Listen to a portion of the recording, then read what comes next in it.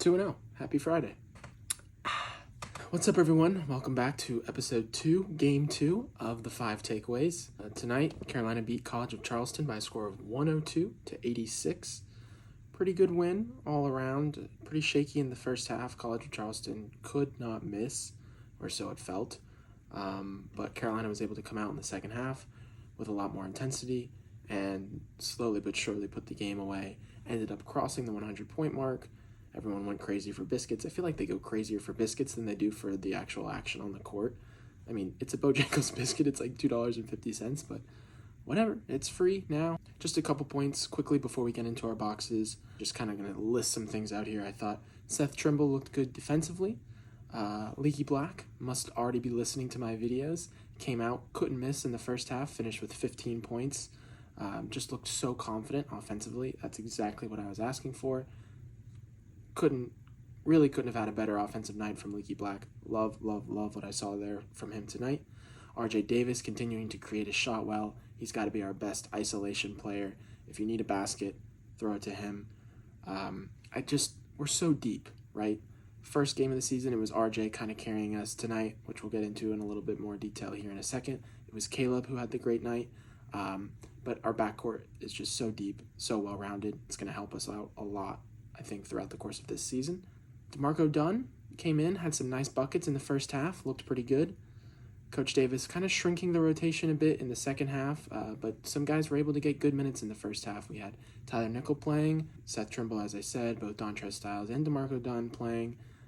So some good minutes. I think, again, having a bench rotation, getting these guys acclimated to college basketball, the style of basketball we want to play, playing with some of the starters, all of that's good. Great intensity coming out of halftime, kind of cut into that lead quickly and never looked back.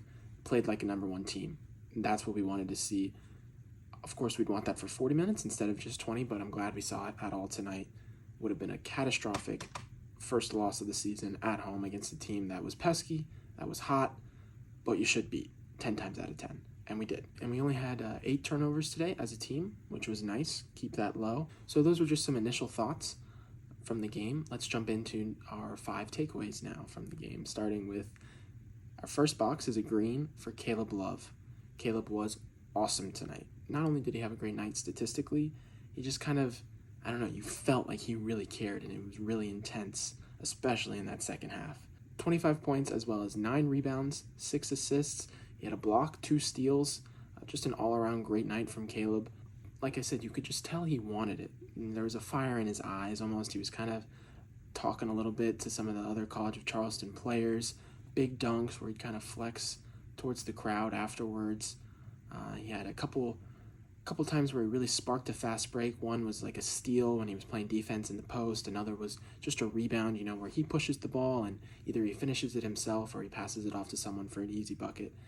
Kind of like as Caleb went tonight, so did the team, and I wouldn't be surprised if that's going to be the case for the rest of the season. If he brings that same energy, that same intensity, that same I am going to beat you mentality, I think the rest of the team kind of perks up to that and is like, yeah, we're North Carolina, and really lays it on the other team. So yeah, I just thought he was the most important player on the floor for us tonight. We went as he did. And green box for Caleb Love. Great game. Second box tonight is going to be a yellow for Pete Nance. Yellow because I don't want to be too judgmental too early in his North Carolina career. He had some good defensive plays today, a couple big blocks. He also had a really nice assist at one point in the game. But offensively, it just hasn't looked super smooth yet. He did finish with 7 points, which was kind of surprising looking at the box score after watching the whole game. I wouldn't have thought he had that many. The shots haven't been falling. Sometimes it feels like he's open and he has the shot, and it would just really ignite the team and make the crowd go crazy. And it's like, doesn't quite have that yet. Again, just a yellow box because obviously there's a lot of time, still getting acclimated to a new team. But at the same time, he's an older player coming in. You feel like of all the new players to the team, he would be the one who would be able to transition the smoothest, transition the fastest, because he has played Division I basketball, and kind of make more of an instant impact. And again, there's going to be comparisons all year between Pete and Brady Manick. He's not Brady, he does things Brady can't do. Brady does things we haven't really seen Pete be able to do yet. They're two different basketball players. Really, the only difference is they're the only players not, Leaky, Armando, RJ, and Caleb that have played both years. So really, I guess waiting to see Pete have that breakout game where it's like, yes, this is exactly what we needed. Again, we scored 102 points tonight. We don't necessarily need him to be scoring 30, but it'd be nice to see him at least feel a little bit more comfortable. So yellow box for Pete Nance. Although, shout out Pete Nance, kind of coaching up Seth Trimble at one point. Maybe he's more valuable as a leader and an exemplar to some of the younger players, and 7 points, a couple blocks, and a nice assist are all we're going to get from Pete in terms of box score impact. So, I don't know. I think the jury's still out on Pete Nance, but yellow box for him, mainly offensively today. Third box is going to be our first red box of the season, and it's for rebounding, specifically offensive rebounding. We were out offensive rebounded again tonight. That's both games this season where we have had fewer offensive rebounds than the other team. College of Charleston had 15 offensive rebounds to North Carolina's 8, and was able to turn those offensive rebounds into 15 second chance points. And we're going to talk about the defense in our next box, but I think a lot of it had to do with not rebounding the ball and giving them those second chance points where you play good defense for 20, 25 seconds, they put up a shot, they miss it, but they get it back and they're able to just lay the ball in or reset the clock and eventually score. Those can be deflating. And on top of that, that's supposed to kind of be our bread and butter, right? Our strength as a Carolina basketball team is not only rebounding, but offensive rebounding. So I think the combination of us not really doing great offensive rebounding wise and opponents having a lot more success than maybe we would expect rebounding the ball on the offensive glass cause for concern. I think we're going to play bigger teams. Armando is not going to be the tallest player on the court in every single game we play this year. I felt like sometimes our guards were the ones under the basket fighting for the rebounds, and they were fighting against bigger players who could just get the ball easier. I don't know if maybe our bigs were getting boxed out and that left the guards to crash the boards, but that's something to keep an eye on.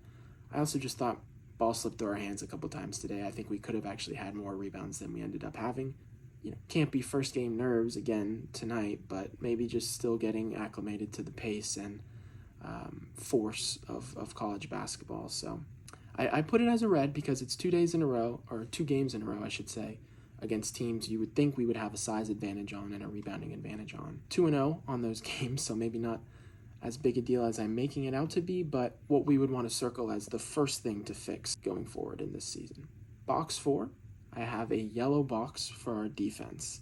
Interesting debate here from this game, difference between box score and the eye test of just watching the game. Me personally, watched the whole game, I thought we did fine defensively. But you look at the box score and you gave up 86 points to College of Charleston. You were losing at the halftime break. They shot over 50% in the first half, and they actually ended up shooting 49% overall. Is that they were just hot? Is that we were flat to start? Might be a little bit of both. I actually didn't feel like we were as flat as we could have been in the first half to be down those 9 points, even though I would recognize that we came out in the second half with a lot more urgency and intensity. I didn't think the first half was bad necessarily, especially not defensively. I thought, there were times where we got hands in guys' faces and they just made tough shots. But I also want to be careful that we don't get into this slippery slope of saying, oh, every team that plays Carolina, they're going to have someone that goes off, or someone has a career day from the 3-point line. Eventually, you can't keep saying that. You probably have to look at the Carolina defense. So that's why this is just a yellow box, because I'm really not sure yet if this is something we should, be watching as the season progresses. I thought we were great defensively against Wilmington, and the box score backs that up. They shot 29% from the field or something like that. They only had 56 points for the whole game. And today I didn't feel like there was a lot of, wide open shots or this, that, and the other. There were a couple times where they would drag Armando out with their stretch bigs, and maybe he couldn't get out fast enough to contest, and they'd make that 3, or he did get out, and that left the lane open for some dribble drives and penetrations like that. So maybe some things to work on there, but I really did feel like we made life difficult for them. I wouldn't have necessarily called their shots easy looks. I really think they were super hot in the first half. I said out loud, these guys can't miss. I mean, some of these players, let's look at their season totals, in February and March at their shooting percentages, because it was like, what are these turnaround post shots against Baycott and Nance that are just going in almost automatically?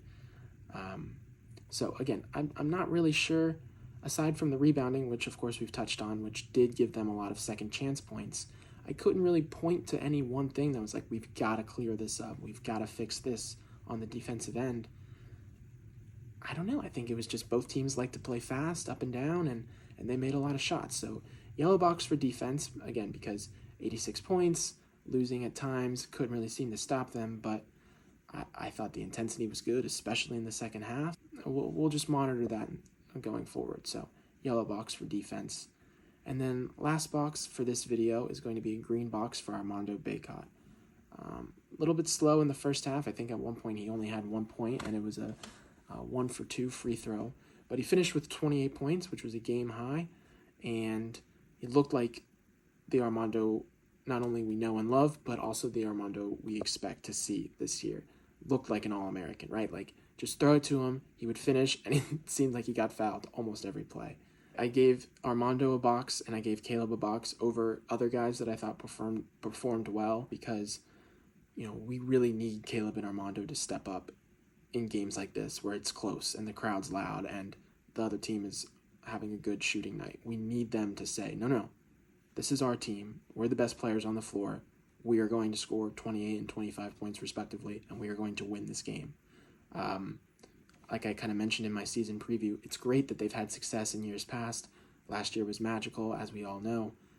Can you do it again this year? Can you do it again consistently this year? Can't just coast on the successes of last year and expect to then just end up in the last game on the last Monday of the season, right? Armando specifically, but also Caleb and RJ and all these guys have to step up, and they have to make these big shots again, not only in Cameron Indoor, but also in the Dean Dome on the first Friday night of the season against College of Charleston. And Armando did that, maybe struggled a little bit defensively with getting out on those stretch bigs, but at the same time he responded by just jogging down the floor on offense, calling for the ball, getting it, turn around, shot, getting fouled, and making those free throws. It's a young season, but first time we really saw in that second half, first time we saw Armando just take over and be the dominant force that we know he is. So green box for Armando Baycott. So yeah, that'll do it for our 5 boxes tonight. Just some honorable mentions. I thought Tyler Nickel looked great today. He'd be an honorable mention for me. Looks like a pure scorer, which I think is awesome. Free throws, got to the line 38 times tonight. Only 9 for 15 in the first half.